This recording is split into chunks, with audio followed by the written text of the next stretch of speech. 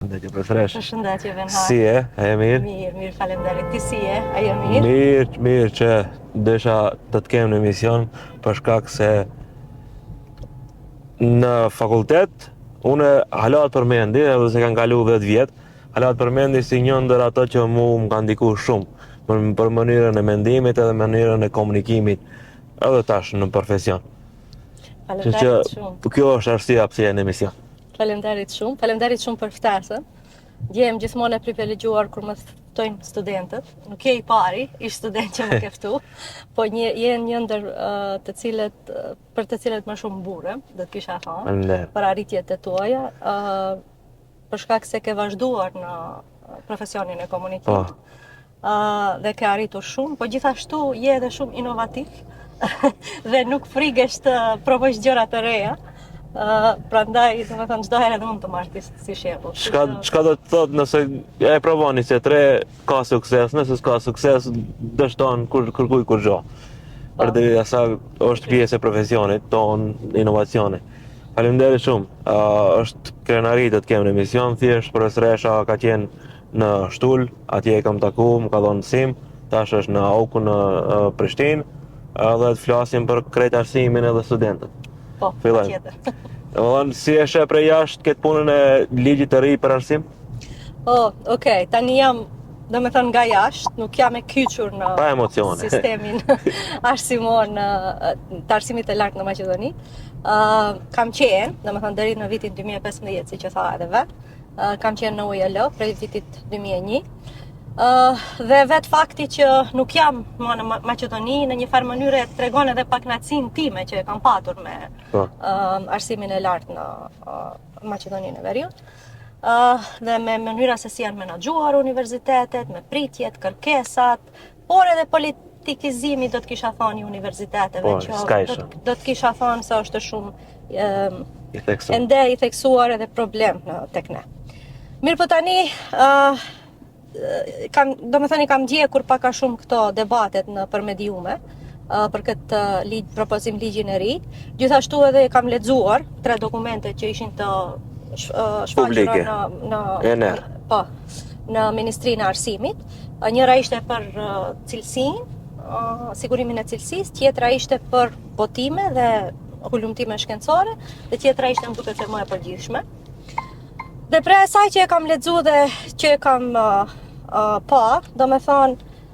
në një aspekt është mirë që bëhen reforma, domethënë dua ta potencoj se unë jam për reforma, mendoj se, siç e thash më herët, universiteteve në Maqedoni ju duhen shumë reforma dhe jo vetëm reforma, po ju duhen një transformim substancial, prej asaj që domethënë e shohim jashtë, po edhe në rajon, por mënyra se si është dizajnuar ky ligj ka lënë shumë për të debatuar dhe ka shkaktuar shumë dyshime në publik, që nuk është mirë përveç qeverinë, përveç ministrinë që e propozon këtë ligj dhe për pranimin e ligjit nga të gjithë universitetet. Një gjë që është shumë problematike është mënyra se sa në mënyrë demokratike është bërë ky ligj, për shkak se edhe vetë ligji thotë është imponim mbi gjithë. Po.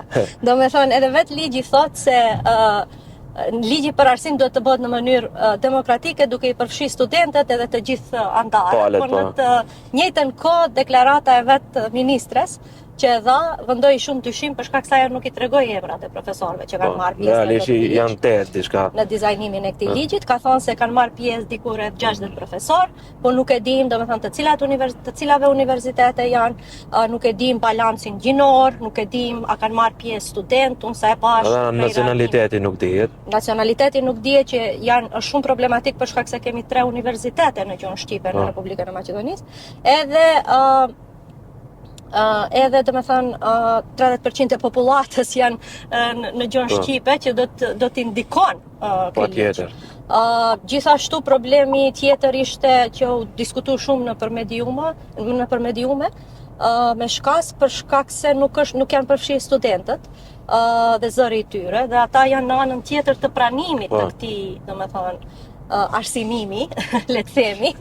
Dhe pika e tretë që ka bërë shumë debat është problemi i këtyre publikimeve në revista me impact faktor, dhe në fakt pritja dhe numri i tyre që pritet të publikohet nga hulumtuesit e ri, posaçërisht ata që janë duke bërë doktoraturë. Profesorët tash nuk duhet merren me cilëtetin e arsimit, duhet merren me cilëtetin e publikimeve. Po, domethënë që e bën pak këtë problemi, cilësinë e universiteteve barazon me numerik, numra, Kuantitet, jo kualitet.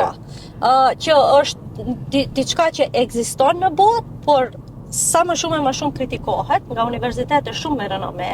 Së fundi, vitin e kaluar, Universiteti i Sorbonës e ka refuzu këtë, bile edhe është tërhekur nga shumë rangime botërore.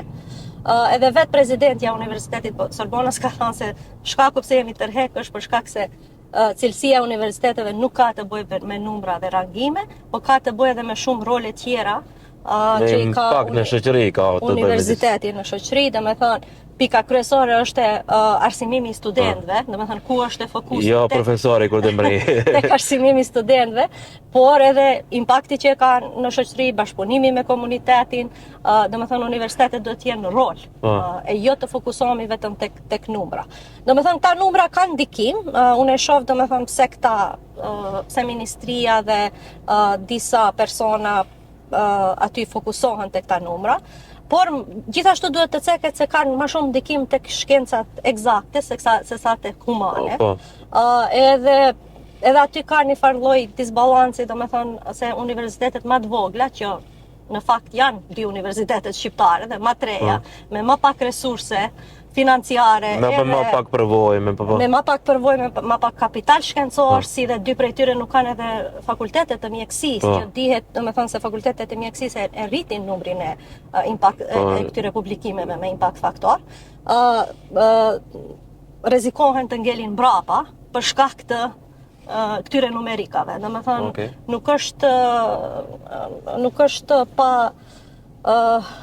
si them pa fakte që ka patur shumë kritika nga ana. Kisha qenë ministre prej përvojës, prej krejt, domethënë backgroundit ton, kisha qenë ministre arsimit atë ta kisha tërheq këtë ligj? Po. Pikë së pari nuk do të kisha bë fare në këtë mënyrë. Okej. Domethënë pa mos patur një debat publik para se më u bë. Të shëndosh, jo ashtu të rregulluar. E jo pasi të dizajnohet, e pastaj domethënë të kjo veç prezantimi i ligjit, nuk është debat publik. Nuk e konsideroj si debat publik, për shkak se aty kishin lënë vetëm në faqe disa emaila. Ku mund të shkruash reagime, edhe kërkues nuk kthen.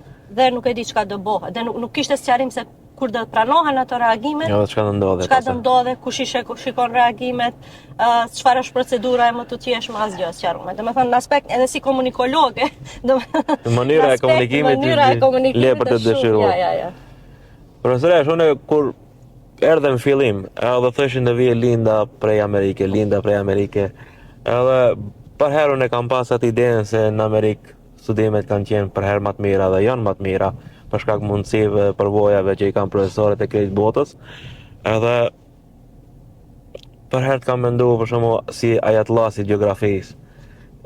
Në ligjërata tregom tash studentët si ishe, unë du ta shohë njerëzit një përvojë të ëndën për studentët e jashtëm në Amerikë, në Ballkan ka i ke taku, po edhe me krahasim me Maqedoninë. Domethënë kam ligjëru edhe në SHPA kur kam studiuar atje, gjatë studimeve doktoraturës kam qenë asistente normalisht. Më pas kam ligjëru këtu në UEL disa vite dhe tani jam duke ligjëru si që tha në Universitetin Amerikan. I njohur si Universiteti Amerikan në Prishtinë, po është RIT Kosova dhe është i asociuar, i lidhur me Rochester Institute of Technology. Ku studimet janë kryesisht të njëjta si në New York, që është universiteti bazë atje. Pra punojmë me plan programet e tyre, biblioteka është e tyre, krejtësisht e hapur për ne online, me vlerësim të vazhdueshëm të studentëve, domethënë provimi përfundimtar nuk guxon të jetë më shumë se 40% e notës, dhe me shumë domethënë projekte, aktivitete ndërkohë. Aktivitete dhe kështu me radhë. Dhe studentëve ju kërkohet dy provime pranuese, provimi i gjuhës angleze dhe provimi i matematikës, si dhe esej për pranim. Domethënë është një universitet selektiv. Pra, edhe pse shkaku pse e përmenda është se edhe pse jam duke ligjëruar në rajon, ligjëroj në një universitet shumë ndërkombëtar, ku kemi student jo vetëm nga Kosova, por nga rajoni, kemi nga Shqipëria, nga Malizi, nga Maqedonia, nga Serbia, si dhe kemi edhe nga diaspora shumë shqiptare, që janë, domethënë, janë një diversitet në vete, për shkak se janë të rinj që vinë nga Gjermania, Gjermanofolës, Zvicra, Gjermanofolës, Austria, por vinë edhe nga SBA-t, nga Britania e Madhe, nga krejt vendet ku kemi shqiptar. Kështu që kam një perceptim të asaj se si janë studentët tani, këtu, jashtë, por edhe mundësitë e mia për të shkuar në Evropë në vitet e fundit me Erasmus Plus, këta mobilitetet, më kanë dhënë një pikpamje edhe për studentët që janë në universitetet evropiane. Së fundi vjet isha në Finland për një javë dhe domethënë e pash një dallim të madh. Domethënë, nga ajo që e shoh këtu, atje dhe gjithka ku kam qenë, për fat të keq do kisha thënë se ato rezultatet e PISA-s, të atyre testeve që i tregojnë çdo vit, që nuk dalin të mira për Ballkanin, si në matematikë, ashtu edhe në lexim edhe në shkrim, edhe pse nuk jam shumë proponente e këtyre testeve, ja dalin të vërteta për shkak se studentët që i pranojmë nga shkollat tona publike posaçërisht, dhe këtu flas edhe për Maqedoni edhe për Kosovë, nuk janë të përgatitur, domethënë në aspektin e shkrimit, leximit, mendimit kritik. Për shkak se këta shkolla i formsojnë këta studentë, domethënë veç të dëgjojnë profesorin, janë shumë teacher të binden based, domethënë të fokusuar tek mësimdhënësi, jo tek studenti, ende mësimdhënia bëhet me ligjërata, ligjërim, ende domethënë fokusi është tek mësimi përmendsh i materialeve, dhe nuk ka punë ekipore, nuk ka mendim kritik, nuk ka aplikim të teorive dhe kështu me radhë. Dhe normalisht se në ashtu rrethana, dhe në ashtu kontekste, pastaj zhvillohen edhe dukuri tjera, si për shembull, nëse se ke mësuar mësimin dhe kopjojsh, apo nëse nuk dish si të shkruash, vjedhësh ose të ndëshkohesh. Ose nëse nuk dish të shkruash, nëse nuk ke kapacitet për të shkruar, nëse as kërkush nuk të ka mësuar se si shkruhet një paragraf, si shkruhet një hyrje në një esej, si argumentohet, dihet se tani që e ke AI-n, do të shkojsh, do ta pyesësh ChatGPT-n, edhe pastaj do ta bësh esejn me ChatGPT. Diploma në evja ChatGPT-s. Kështu që këta dukuri, tham, nuk janë vetëm faj studentëve, nuk do të kisha dashur të fajsoj studentët, për shkak se në aspektin e inteligjencës edhe kapaciteteve, mendoj se ne në Ballkan kemi shumë kapacitet, për shkak ku e shohim këtë është kur dalim jashtë. Shqiptari është i suksesshëm jashtë kufirit. Po. Domethënë këtë e shohim në shumë raste, mos i përmendim, dhe çdo student që del nga këto shkolla, pastaj ka shumë sukses jashtë. Jo vetëm në universitete, po edhe pastaj në profesion. Dhe kjo është një shumë gjë interesante, se si ajo pastaj transferohet jashtë, po këtu ngel edhe, domethënë, fokusi bie tek kopjimi, tek gjindja, tek gjindesh. A janë shkelur studentët e mençur këtu?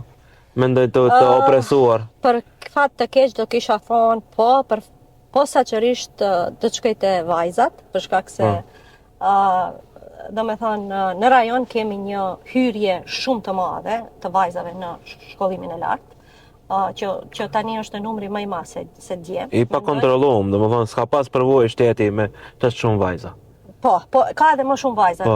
Nuk e di statistikat në Maqedoni, por ngritja ke më një herë. Po, është në universitete kemi më shumë vajza se sa. Edhe në shkencat eksakte, sa më shumë e më shumë.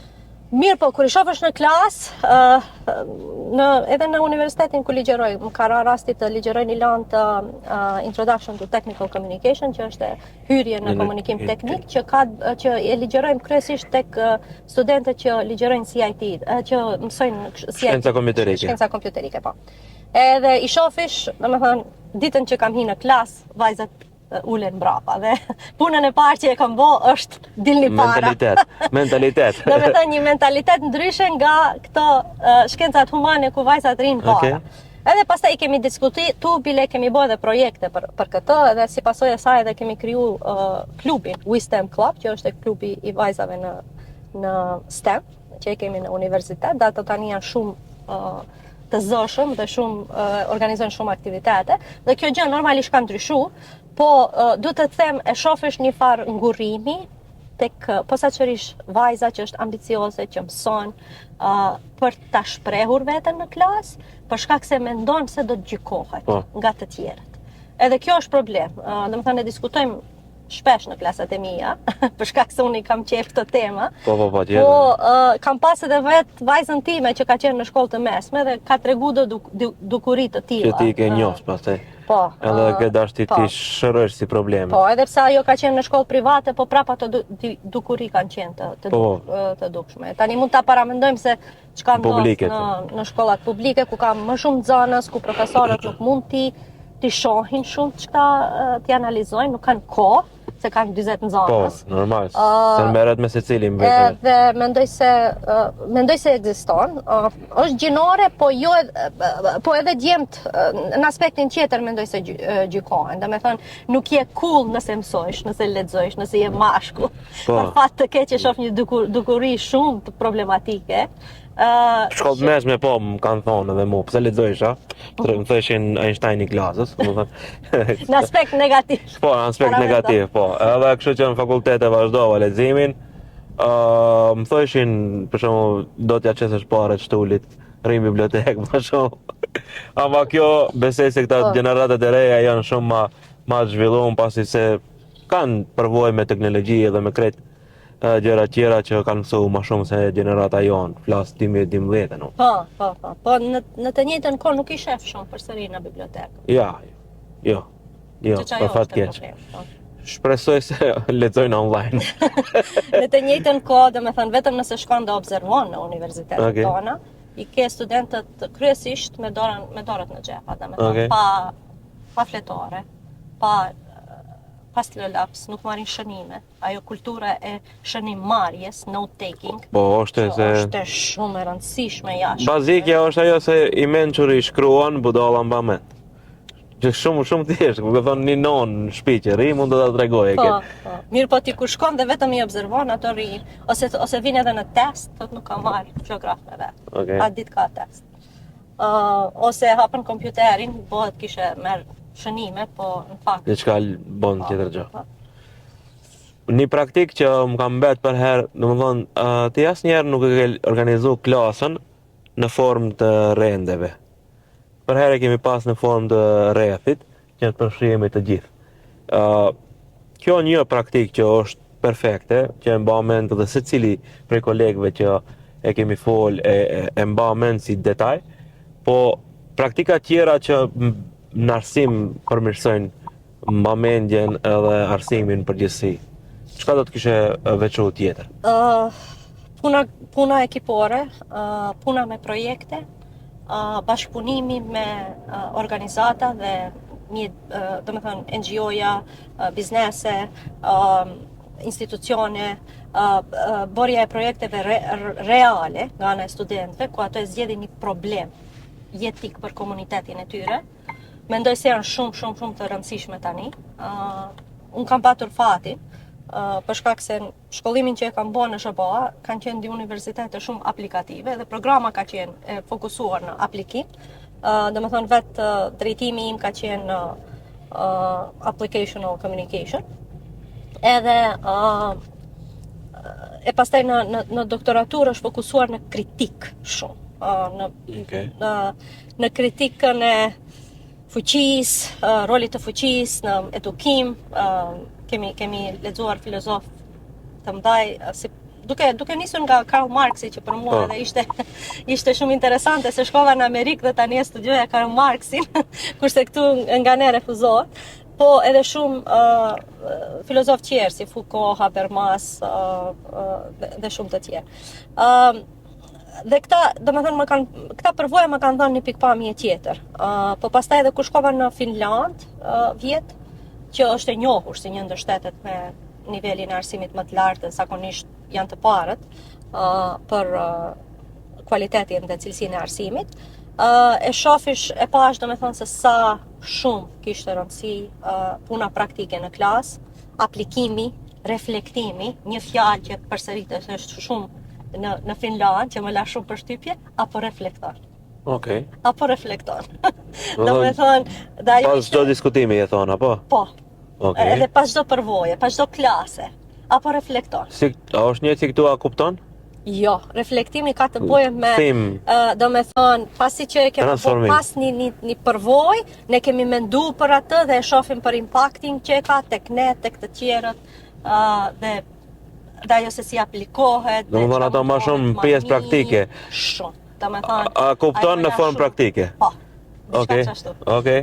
Edhe më la shumë përshtypje, për shkak se në SHBA kjo ishte, po nuk ishte aq shumë e potencuar sa në Finland, dhe e pash se çdo klas, domethënë ishte e lidhur me atë se si ndikon kjo klasat e komuniteti. Çfarë zgjedhje dhe zgjedhin për çka problem. Edhe programa ishte e tillë që ishte international business, që ata kishin të bëjnë më shumë me biznes. Jo të gjithë programat mund të bëhen çaq aplikative, po më dha një këndvështrim tjetër ndaj mësimit praktik. Pastaj edhe aktivitetet në klas, domethënë vetëm teori, unë zakonisht që kërkoj falje për studentëve kur ligjeroj më shumë se 15-20 minuta. Teori. Për shkak se e dim gjeneratën e tyre tani.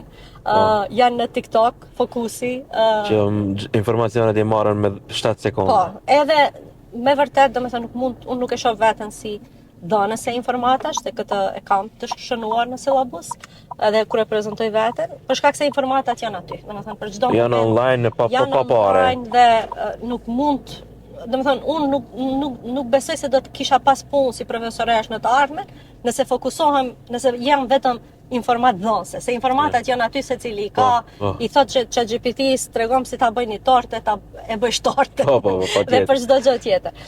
Mirë po, rolin e mësimdhënësit e shoh tek ajo të jesh si një guid, si një udhërrëfyes, udhëheqës. Ja tregosh pas hapi, prej A deri B, si shkohet. Po, dhe që aty është përvoja, çat përvojën do tregosh. Edhe çato gjëra mendoj se AI-ja nuk mund t'i zavancon, për shkak se nuk e din kontekstin, nuk e din kulturën, nuk e din normat, nuk mund të mendon në nivel as tortën nuk mund ta bëje.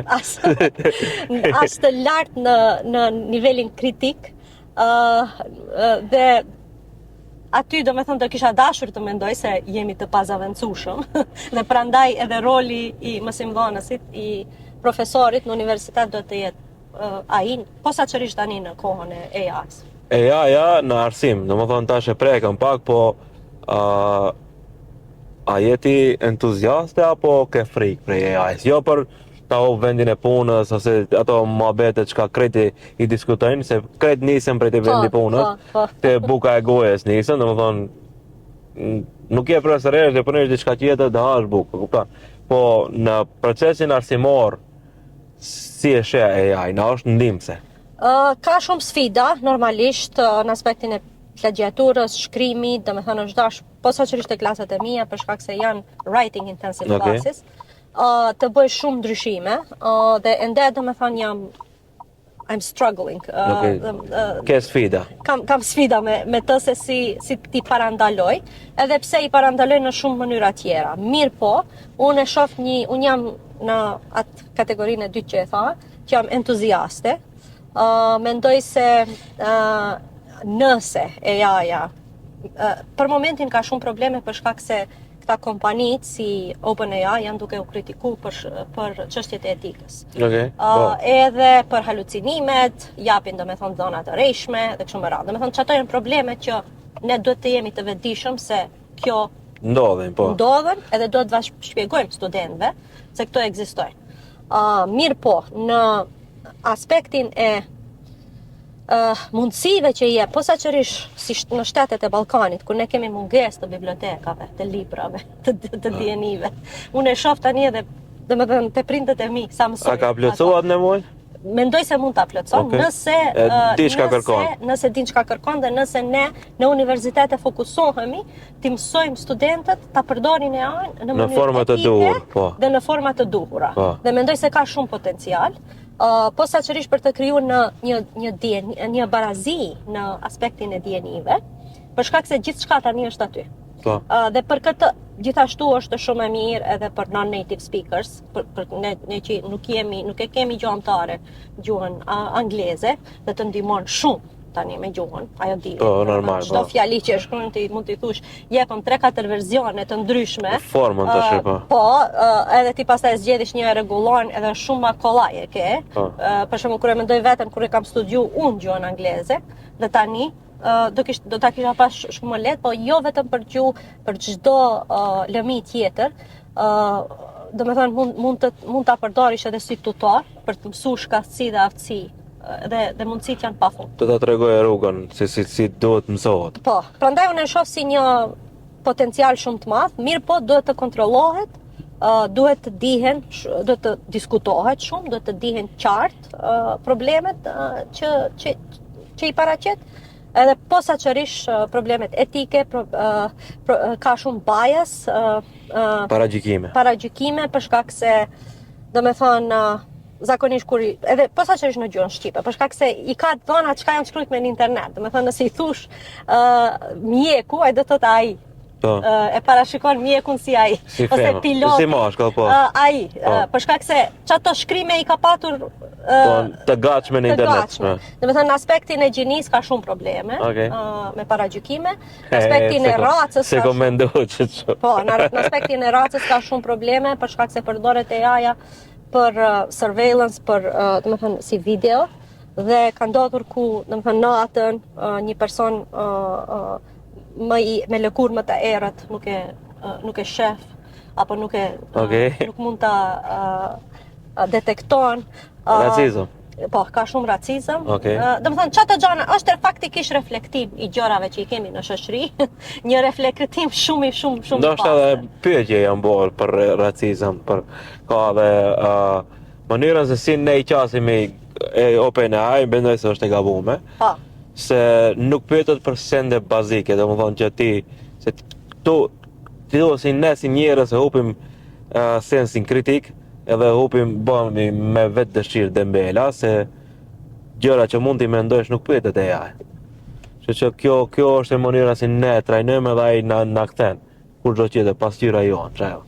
AI mund ta përdorish edhe si sfidues, domethënë mund t'i thush të sfidoje, të bëje pyetje. Po, unë e kam thonë të luaj rolin e avokatit gjallit. Po, mund ta bësh ashtu, mund ta bësh për çdo temë që ti nuk e dish apo dush ta mësojsh apo ta aplikosh. Mund ta thush, domethënë, bonus apliko metodën e Sokratit në klasë, edhe bënëm pyetje dhe sfidom në këtë temë. Edhe mësom se si ta shkruaj një esej. E ke provu? Po, e përdorim këtë në klasë.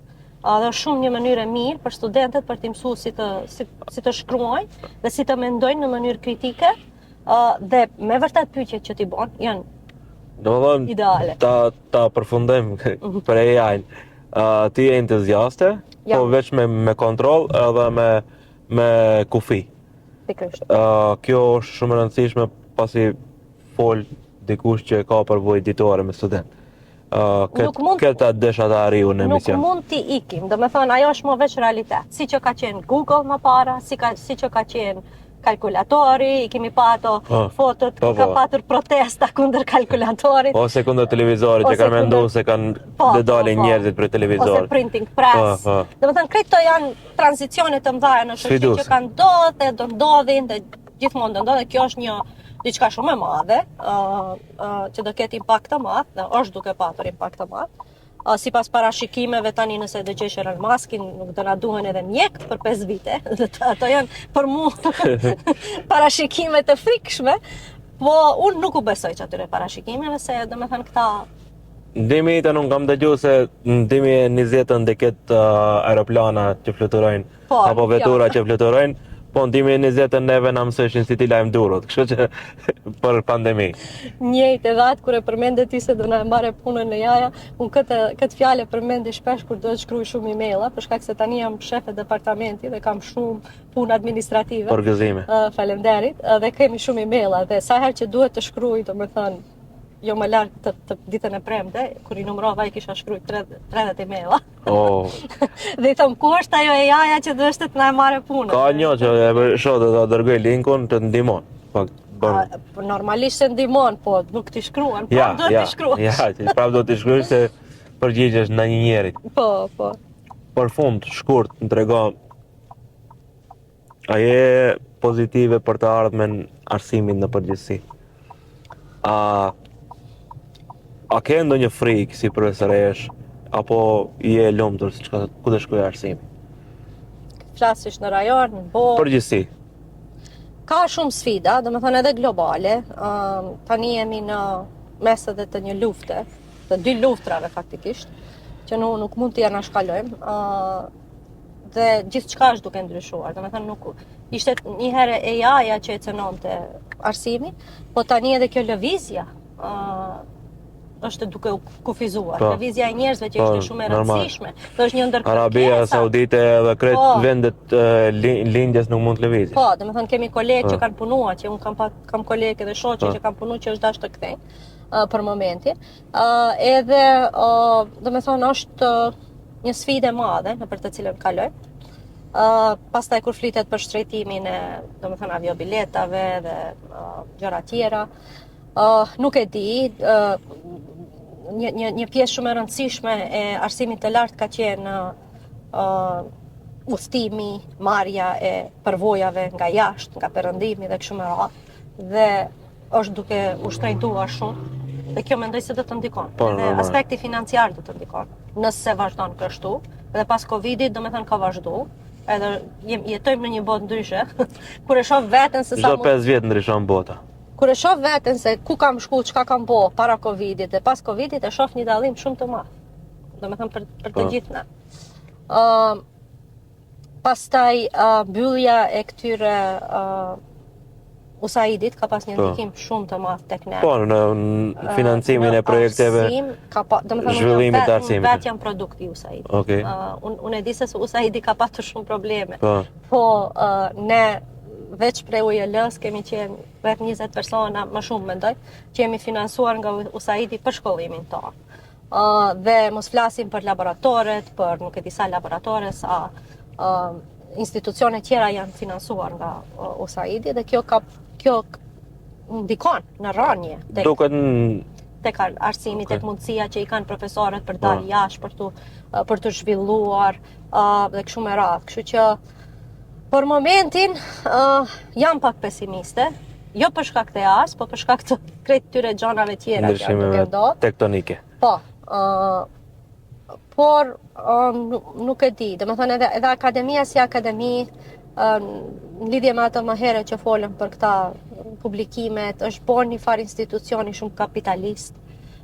Çdo publikim kushton shumë, mbi $2.000-3.000.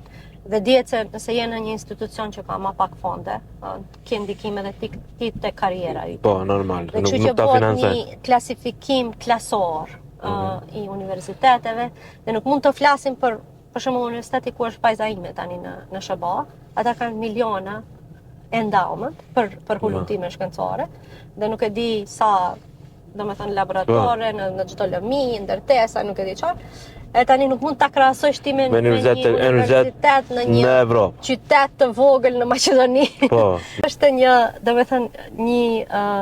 pabarazi e asaj se si është strukturu akademia. Po. Domethënë kërkon njerëz që janë me network të madh, kërkon njerëz që janë me network të madh ndërkombëtarisht që kanë fonde për të shku, për të botu, për të prezantuar në konferenca. Për të njohur ti si emër, do të kesh shumë mundësi dhe shumë support nga institucioni, nga familja dhe nga shumë aspektet e tjera dhe këtu normalisht ndëshkohen grupet e marginalizuara, domethënë hulumtuesit e rinj. Peshqit e vegjël. Po, gratë në akademi, ne do me thënë, këtu e ndes kemi një femër shqiptare që është në Akademinë e Shkencave në Republikën e Maqedonisë. Nuk kemi ende rektore, dhe ajo tregon rigiditetin e universiteteve dhe arsimit të lartë. Ishte shumë kënaqësi edhe njëherë, është krenari që profesoresha ime fol për kështu tema shumë të rëndësishme, edhe shpresoj se na takojnë rrugët dikun për bashkëpunim në të ardhmen. Gjithsesi, nuk kam dyshim aty, se shpesh të mendoj për shumë ideja që i kam, dhe thash të ma shembull edhe si njeri që nuk frikesh të provojsh gjëra të reja. Do me thonë, gjithsesi do bashkëpunim, patjetër. Patjetër. Faleminderit shumë për kohën. Faleminderit shumë. Kënaqësi. Ky emision mundësohet nga